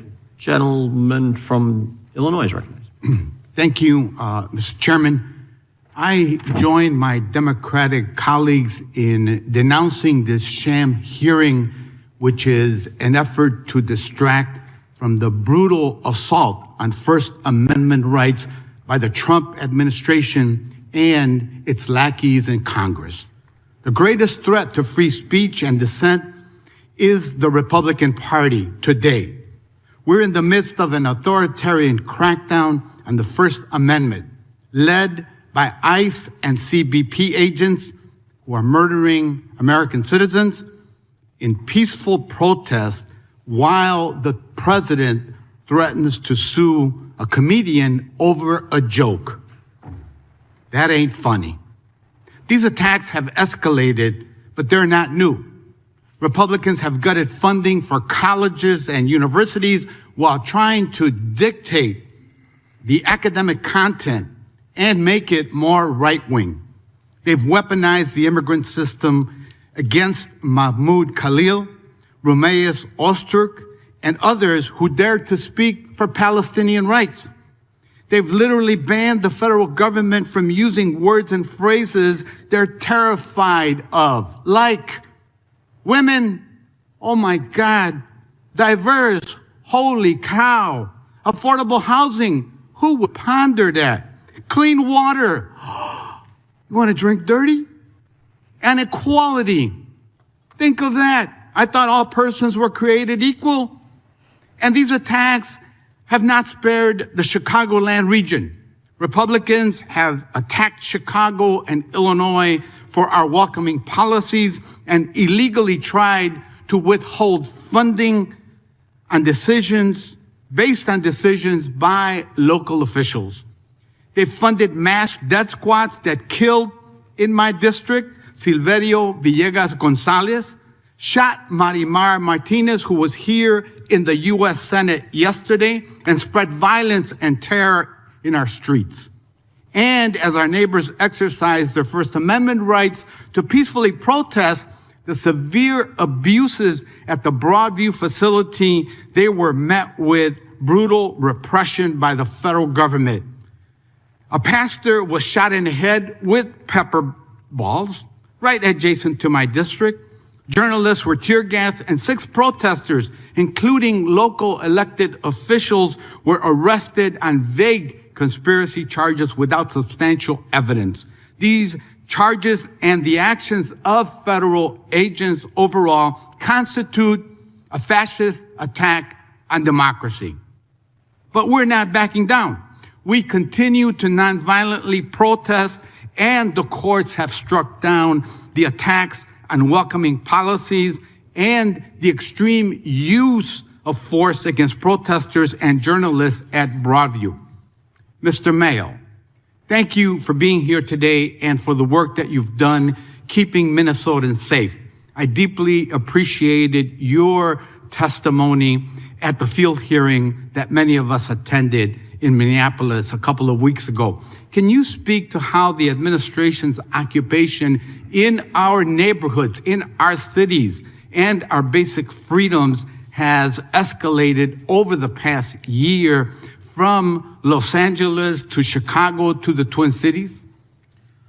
Yes, I think that you can look at what is happening in Minnesota as part of a broader pattern of abuse that has been, and brutality that has been documented in court after court across the country.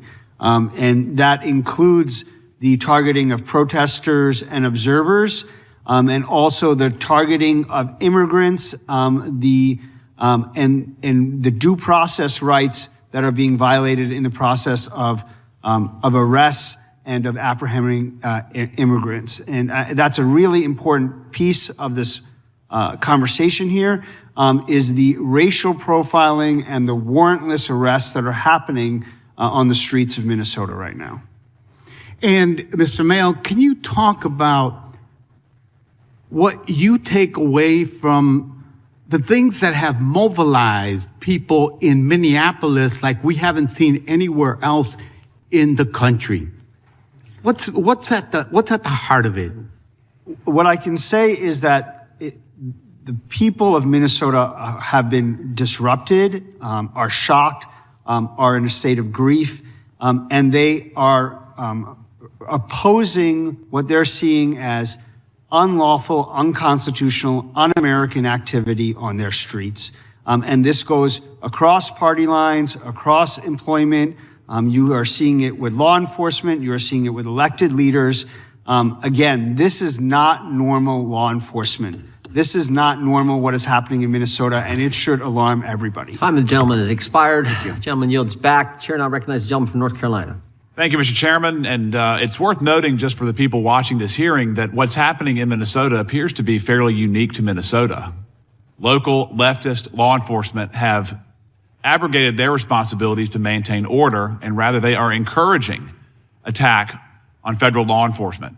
It's not happening in my state. It's not happening in South Carolina, Texas, Florida, even California. So what's happening in Minnesota is a unique circumstance that is aggravated by the left and the left only. And my colleague who preceded me is a suitable spokesman and an able spokesman for the Democratic Party. It's worth noting that his home state, while illegals are welcomed in droves to Illinois, lured there by traditional leftist overtures, what he left out is that for more than 10 consecutive years, hundreds of thousands of Americans have left Illinois because of high costs, high crime, in a landscape that is unrecognizable to most people who used to see Chicago and Illinois as a flagship for American exceptionalism. The left has destroyed Illinois, and Americans have shown that with their movement. Dr. Raisen, I want to start with you by thanking you for taking a stand. And you, in many ways, represent concern that Christians all over the world fear. That is, growing hostility towards our faith from leftist governments. And I want to talk to you specifically about what you were prosecuted for. You did not post a Bible verse in an official capacity, correct? Yes, I posted it But it was not part of a state action. It was No. It was a personal action, correct? Yes, my personal. And then you issued a pamphlet in your personal capacity. Yes, it is here. Yes. You did not incite. You did not advocate for violence. You did not advocate for the silencing. No, absolutely not. And I said, for example, in this pamphlet that I believe that all people are equal and we have to respect all people. And in regards to your litigation, your case, you won your case at the trial level, correct? Yes. How many times? 2 times. 2 times. Yes. And then the prosecutor appealed. Yes, it is possible in Finland, even though that you are acquitted, that the prosecutor can appeal to the Supreme Court, which is the highest level. What remedy is this prosecutor looking for? Do they want to put you in jail? Do they want to fine you? They want they want to fine me, but what is the most dangerous? They want to ban, for example, this booklet and my Twitter post.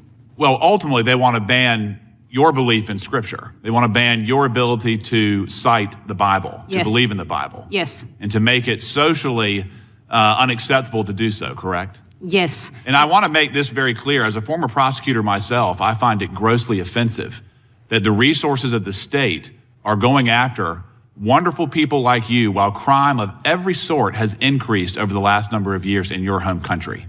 Property crimes, sex crimes, violent crime.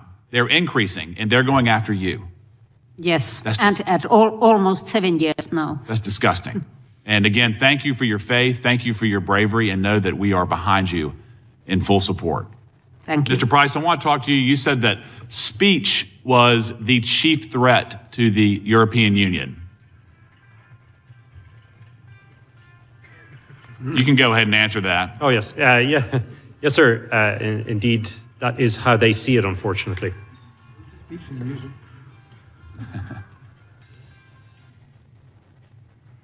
What I would say is, as far as the European Union is concerned, and we've seen this again and again from the President of the Commission, from senior European leaders, they regard misinformation, disinformation, these very nebulous, vague terms, and hate speech as a threat to the democratic cohesion of it.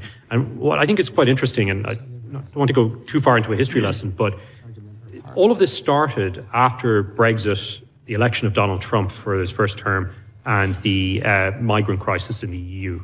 Before that, we had essentially almost no regulation on online speech. Right. We had an e-commerce directive and a few other pieces of legislation, but nothing on content as such at an EU level. The Germans were the first to move. They brought in their own draconian law. And then, as often happens in the European Union, everybody follows Germany.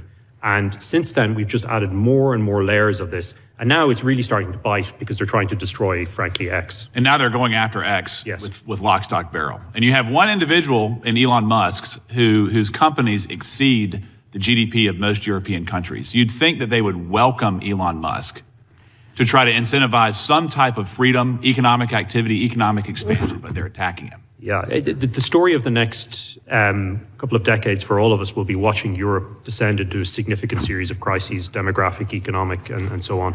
It's going to be a real tragedy. And the only solution they have is don't talk about it, just ignore it. And that's why they've targeted X. Mm-hmm. Thank you, sir. Gentleman yields back. Gentleman from Florida is recognized. Mr. Chairman? Objection. Gentleman from Florida is recognized. Thank you, Mr. Chairman. And if you want to know how things are going on in America, I mean, just look at my colleagues. I mean, they want to talk about Europe because things are going so well here. You know, Mr. Chairman, Secretary Noem is scheduled to appear here in a month, and I'm going to say something that might surprise you. I don't think she should come. You know why I don't think she should come? Because I think she should be fired before that. She shouldn't be here. So if you want to invite her as a private citizen, no problem. You know, Leader Thune was asked, does he have confidence in her? He said that's up to the president. Josh Hawley was asked, would he vote for her again? He says, thank God he doesn't have to. That real vote of confidence there.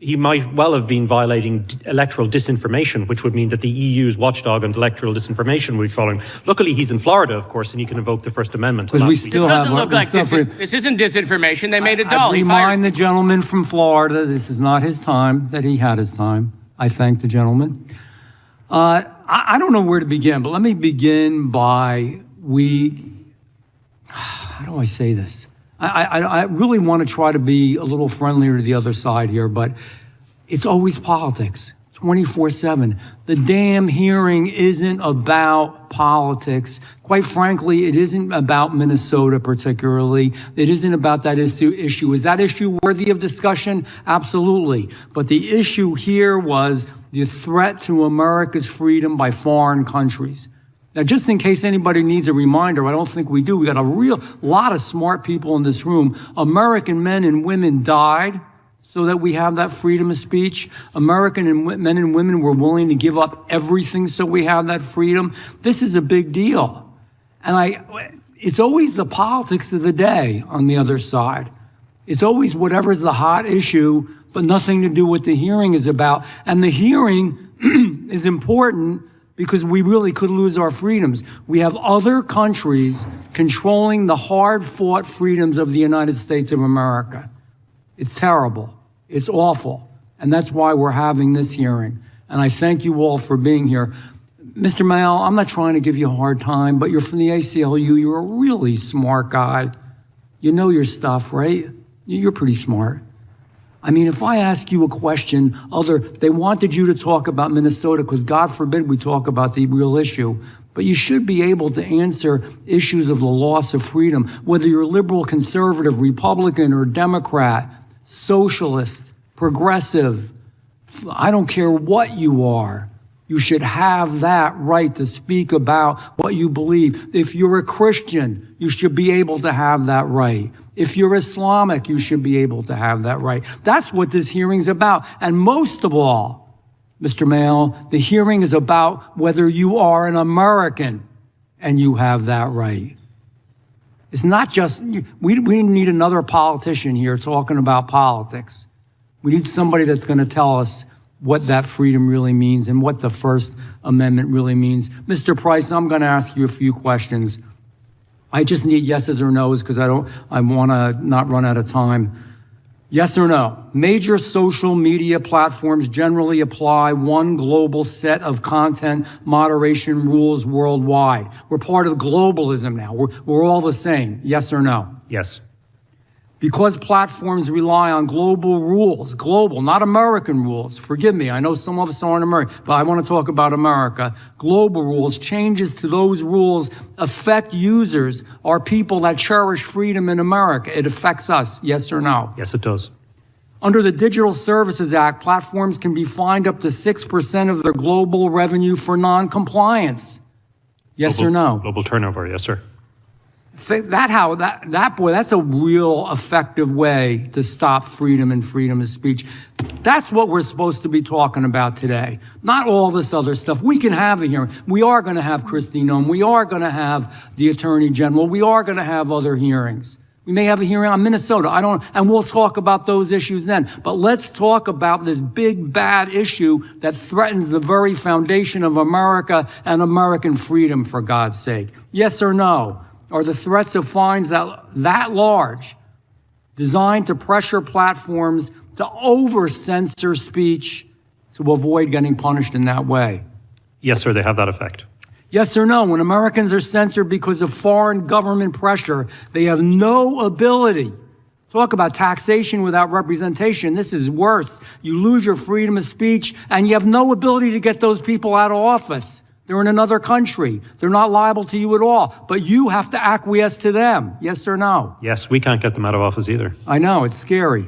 If Americans are losing their speech rights because of laws written overseas, then this is not just a tech issue. This is not some boring issue that people want to put in a closet somewhere where people yawn and forget about it. It's freedom of religion, freedom of speech, freedom of the way to raise your family the way you want to, all the freedoms that we cherish in America. Yes or no? Yes, sir.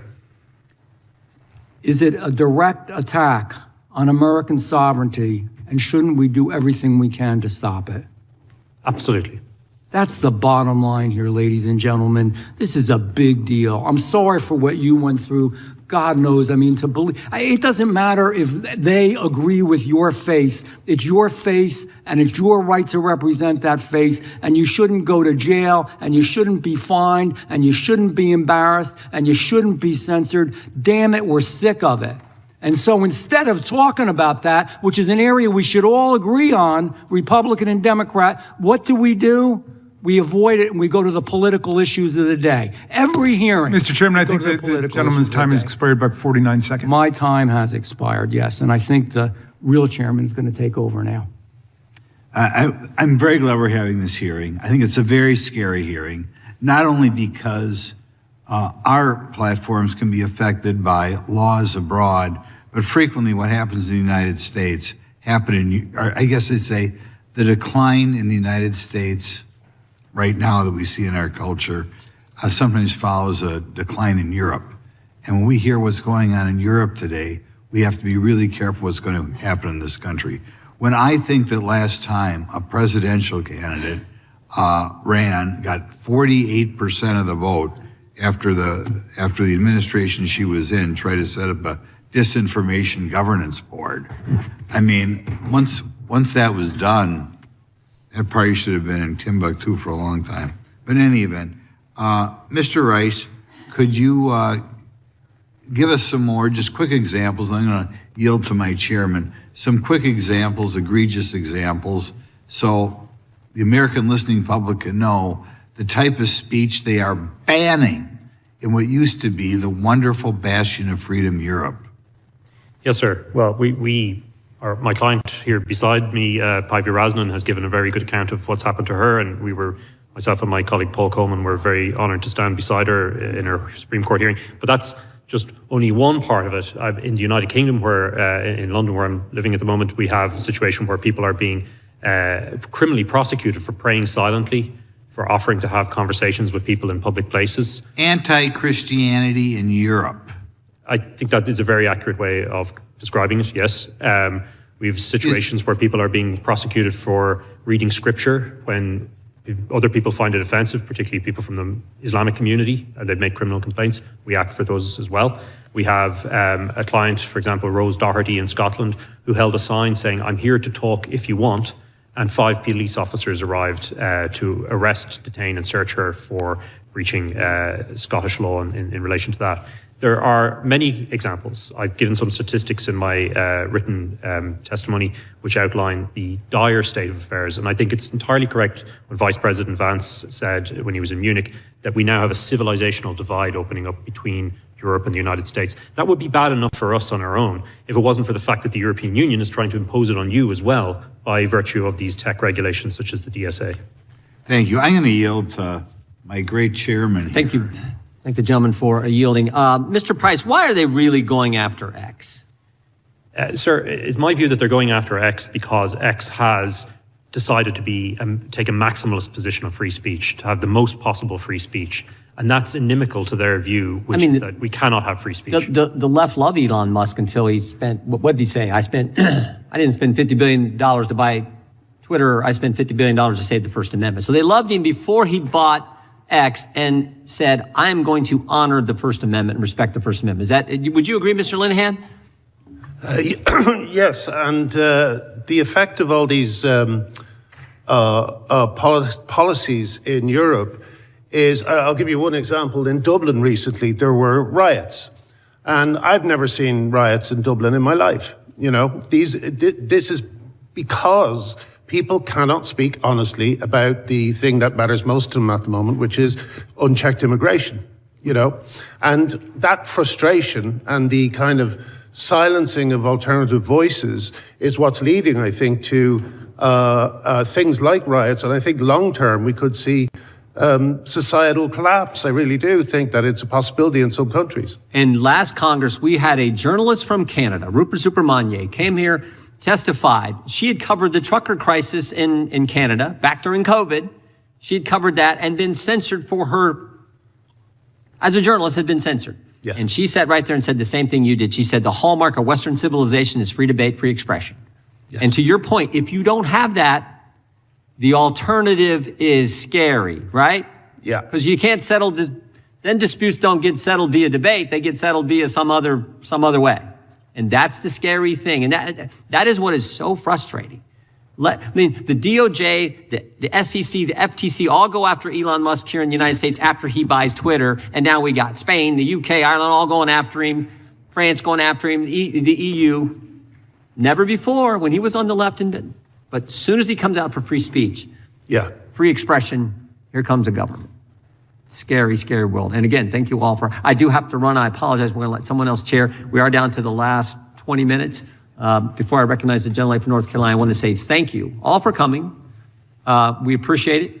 And Doctor, thank you. Many people have said it, but the courage that you've shown, and frankly, the courage Mr. Linehan has shown, when you're attacked for speaking your mind, God bless you. We really appreciate you all being here, Mr. Price and Mr. Maywell. We appreciate you. We will all have you all back at some point as well.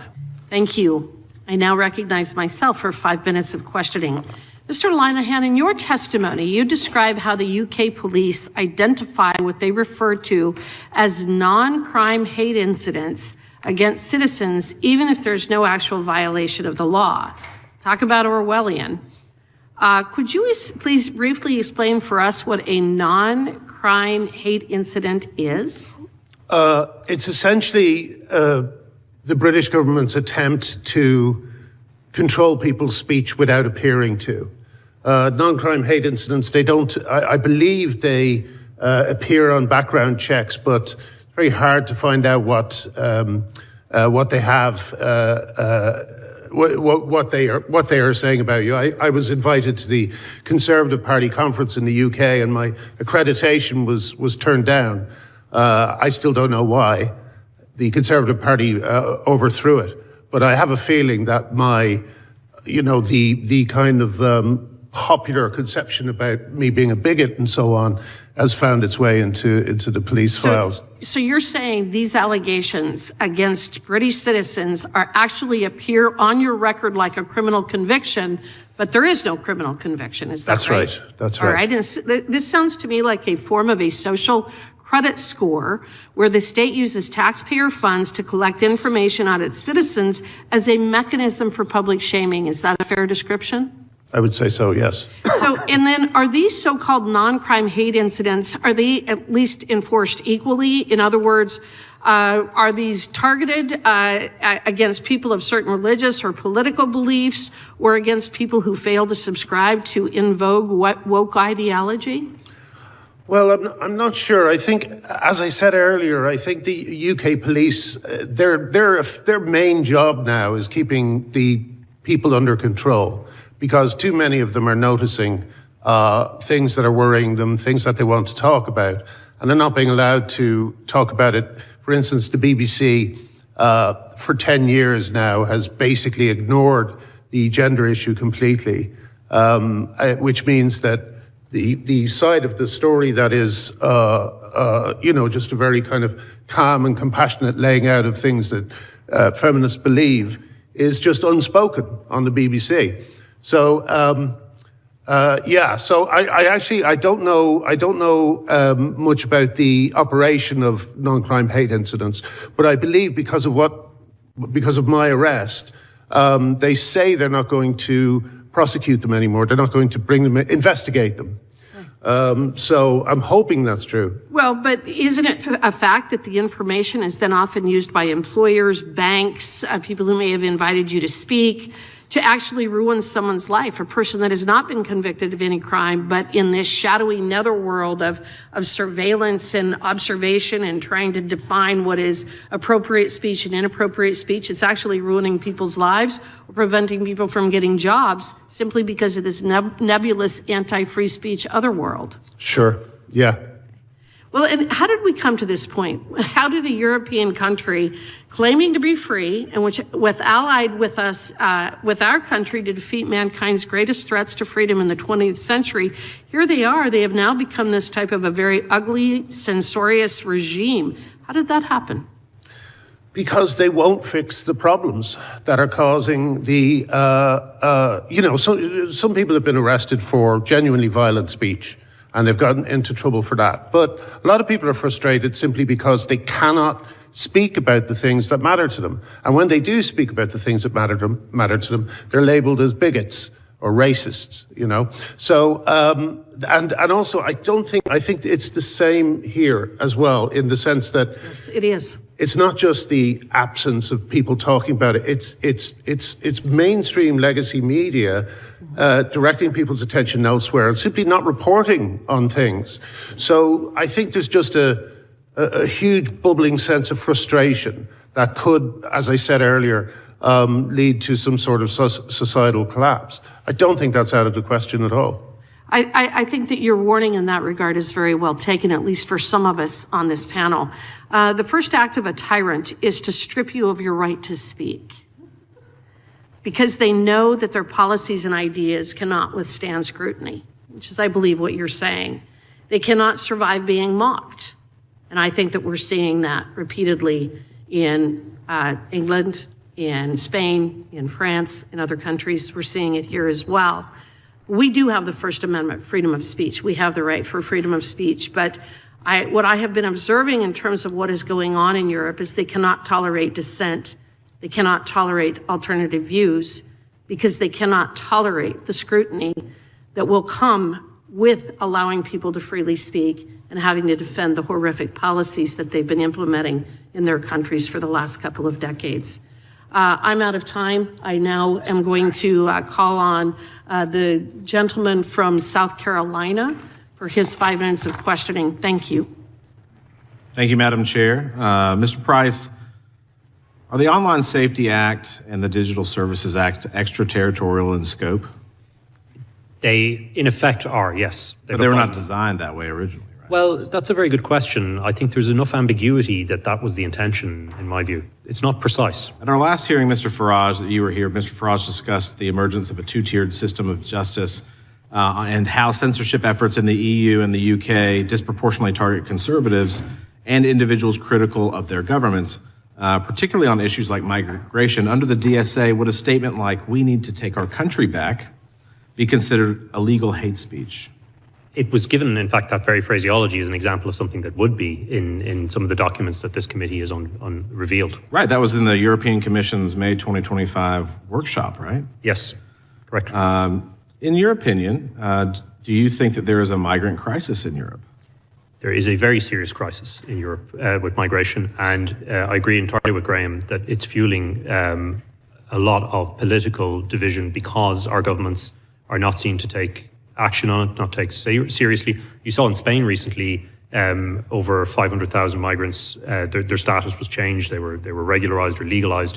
And then almost immediately afterwards, the Spanish Prime Minister is announcing that he intends to launch a major crackdown on what he describes as hate speech online.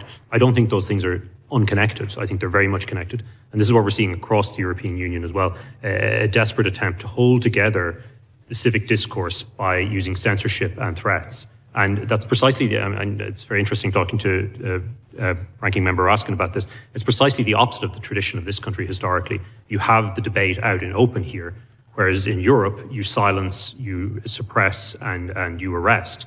Now, the problem with the DSA is, we've been describing, that takes the European approach to things and it globalizes it and it forces on it Americans. Right, so I think that's kind of remarkable. So that if you live in Europe and you recognize this migrant crisis, you see the strain maybe on the social, the system itself, you see the money that's being spent, and you're kind of wondering, what about us that live here? And you were to speak out about that, that would be hateful speech, therefore illegal under the DSA.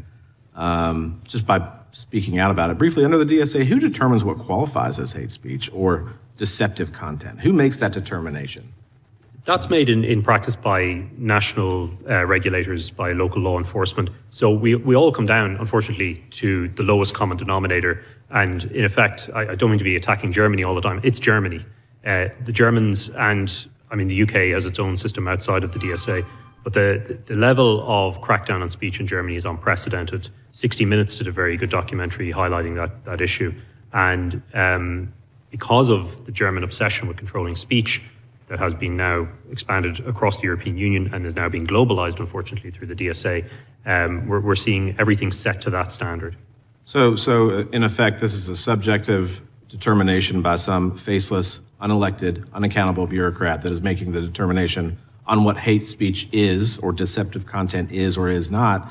Do you trust EU bureaucrats to define hate speech when they label "we need to take our country back" as such? No, I don't. And as I say, most of the raft of digital regulation that we've seen came in on foot of the so-called rise of the right, the Brexit vote.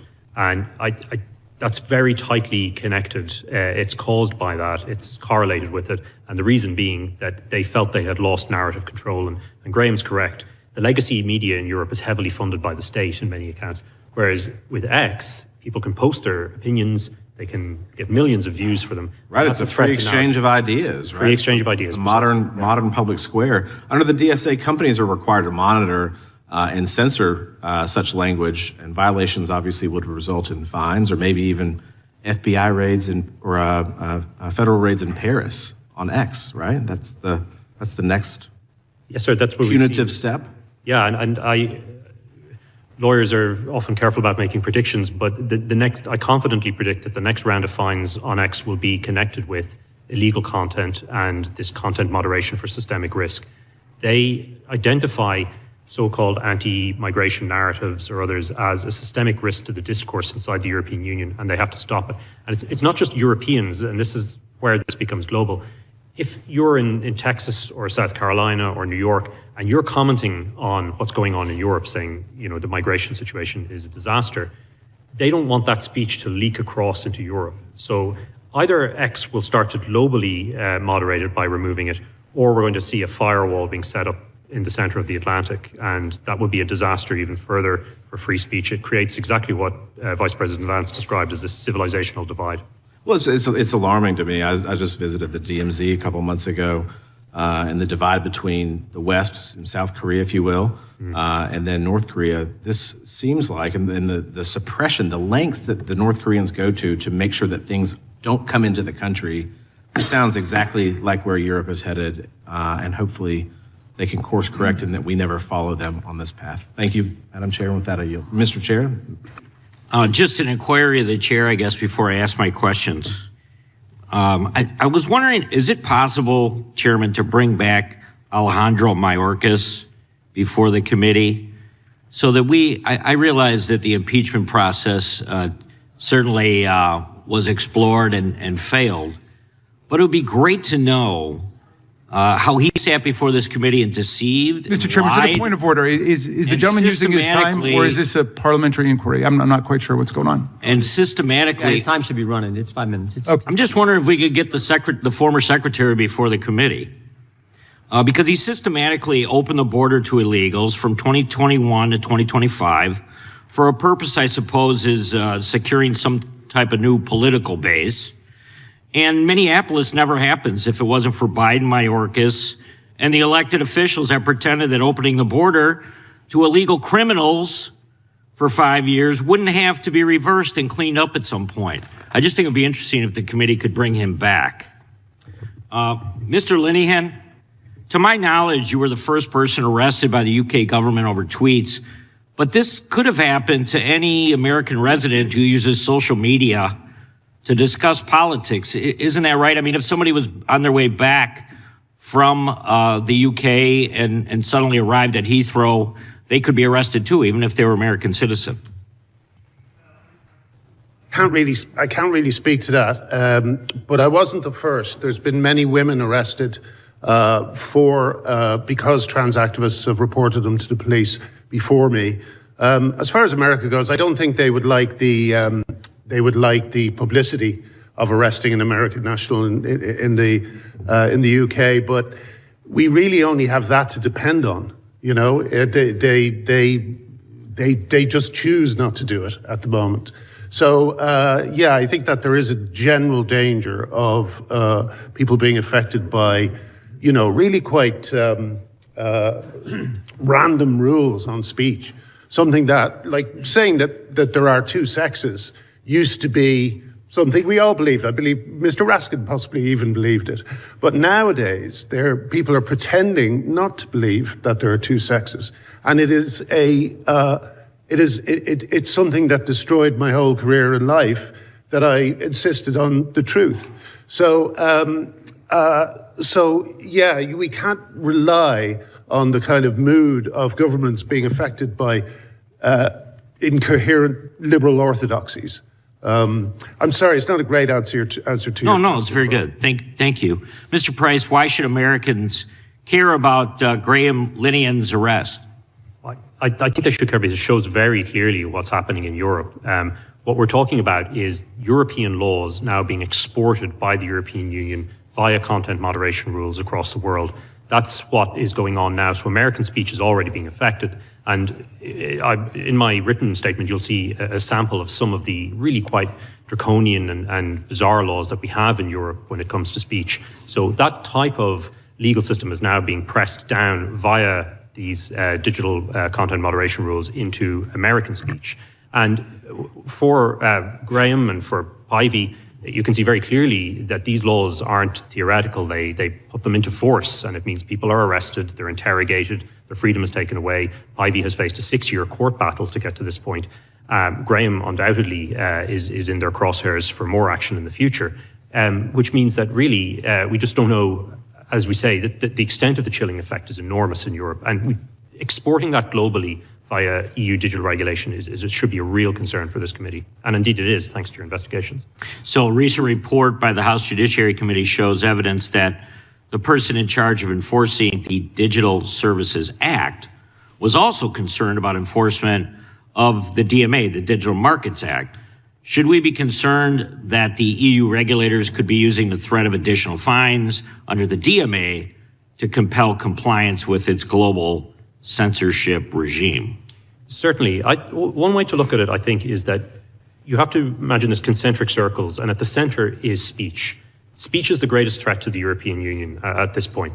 Being openly able to criticize the various escalating crises in Europe is the worst thing that they can have. And at the moment, X and to a growing extent, Meta, where that conversation is being had, they will use other forms of weapon outside of that to attack companies allowed. There is a huge amount of regulation over the last 10 years that they've introduced, including the Digital Markets Act, the General Data Protection Regulation, GDPR, and it's growing all the time. So if they don't start an investigation under the Digital Services Act, they have other options.